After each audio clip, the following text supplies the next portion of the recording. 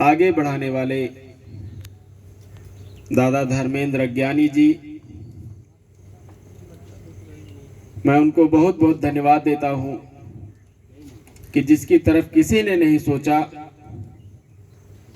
उस तरफ इन्होंने ध्यान दिया और आज जो इन्होंने एक बीज बोने का काम किया था वो जवान होने की तरफ है। और हम लोग भी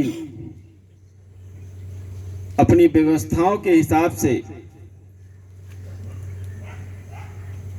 उस वृक्ष को लगातार बरगद बनाने का काम करेंगे। तो मैं समझता हूं मेरा भी राजनीतिक जीवन लगभग 15 वर्षों का है। पार्टी में काम किया, तमाम सामाजिक संगठनों के साथ काम किया। पिछले 5-6 सालों से 2016-17 से लगभग किसान संगठन के रूप में प्रदेश व प्रदेश के कुछ अन्य प्रदेशों में जाकर जहां भी मुझे बुलाया जाता है, जहां भी मैं समझता हूं कि मैं पहुंच सकता हूं, देश के किसानों के लिए काम करने का प्रयास कर रहा हूं। लेकिन इतने दिन में अपने राजनीतिक जीवन में मैंने इस तरीके का अनुशासनिक कार्यक्रम नहीं देखा, यह सच्चाई है। धर्मेंद्र अज्ञानी जी, उनकी समस्त टीम को, कुशल वक्ता दादा पीछे खड़े हैं, मैं उनको भी बहुत बहुत धन्यवाद देता हूं। और तमाम जिलों से चलकर आए जितने भी साथी यहां पर बैठे हैं, मैं इस काकोरी की क्रांतिकारी धरती से आप सभी का हृदय की गहराइयों से स्वागत करता हूं, अभिनंदन करता हूं। और जितने भी यहाँ पर हमारे पूर्व सैनिक बैठे हैं, जितने भी यहाँ पर हमारे शहीद सैनिकों के परिजन बैठे हैं, मैं आपके चरणों में नमन करता हूं, आपके चरणों में शीश नवाकर वंदन अभिनंदन करता हूं।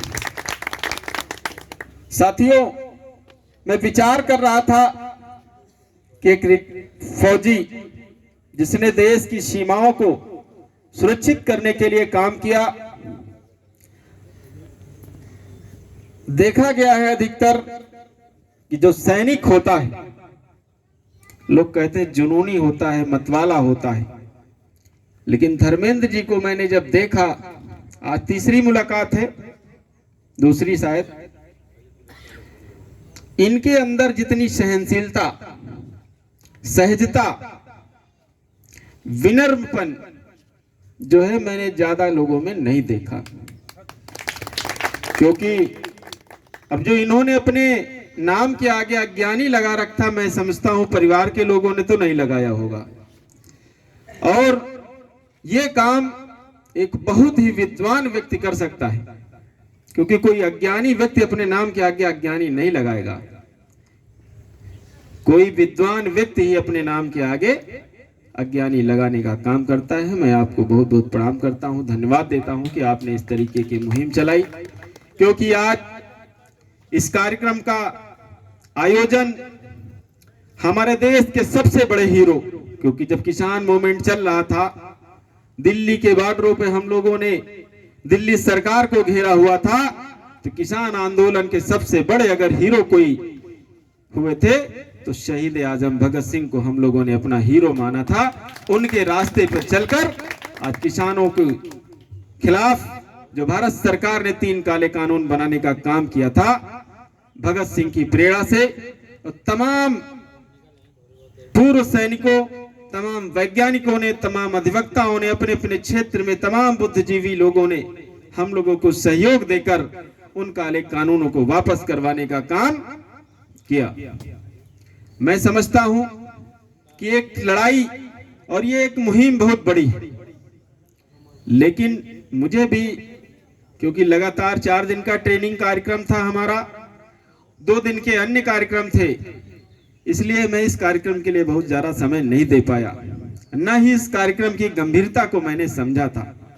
लेकिन जिस तरीके से आज इस कार्यक्रम को देखा, समझा, पढ़ा, जाना, मैं समझता हूं अगली 28 सितंबर को जो यहाँ पर कार्यक्रम होगा, यहाँ पर कम से कम 10 पुस्तकों की दुकानें लगी होंगी और तमाम तरीके की हमारे जो शहीद हैं, जिनकी वजह से आज हम लोग खुली हवा की सांस ले पा रहे हैं, अंग्रेजों से मुक्ति मिली है। लेकिन कहीं ना कहीं उन लोगों ने हमको अंग्रेजों से तो मुक्ति दिला दी थी, लेकिन अंग्रेजों के बनाए तमाम अभी ऐसे कानून हैं, पांडे जी बैठे हैं, अभी आज के संविधान में भी ऐसे तमाम कानून हैं जिसकी वजह से कहीं ना कहीं देश का मजदूर और गरीबों के साथ अन्याय और अत्याचार होता है। इसलिए साथियों, जरूरत है इस तरीके के कार्यक्रम करने की।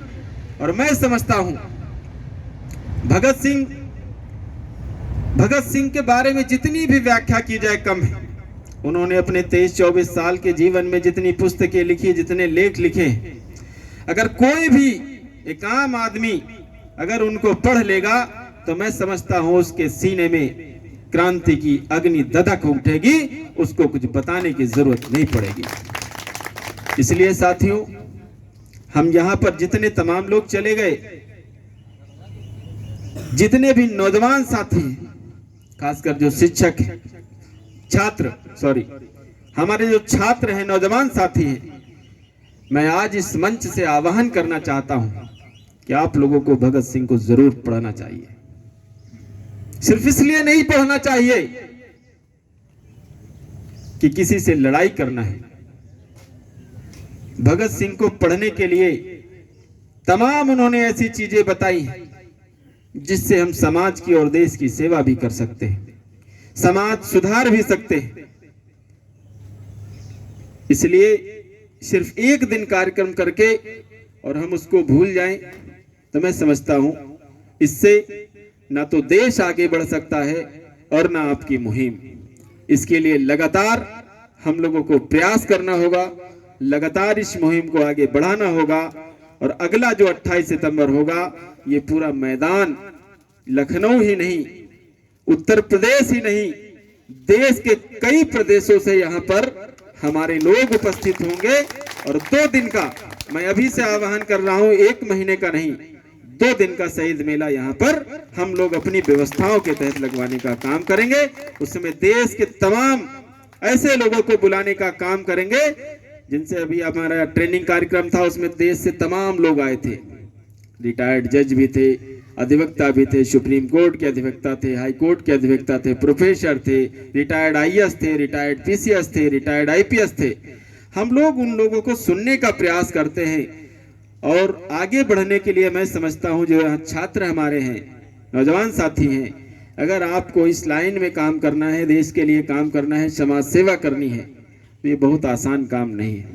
सबसे पहले अपने मस्तिष्क को ठंडा रखना पड़ेगा, क्योंकि तमाम आप जब क्षेत्र में अच्छे काम के लिए निकलेंगे तो तमाम आप पे उंगलियां भी उठेंगी, पत्थर भी पड़ेंगे, गालियां भी मिलेंगी और तमाम तरीके की बातें होंगी, थाना पुलिस मुकदमा तहसील सब कुछ होगा। सहनशीलता बहुत जरूरी है। उसके साथ साथ लोगों को जोड़ना, उसके लिए क्या चाहिए कि हम बड़ा बनकर किसी को नहीं जोड़ सकते।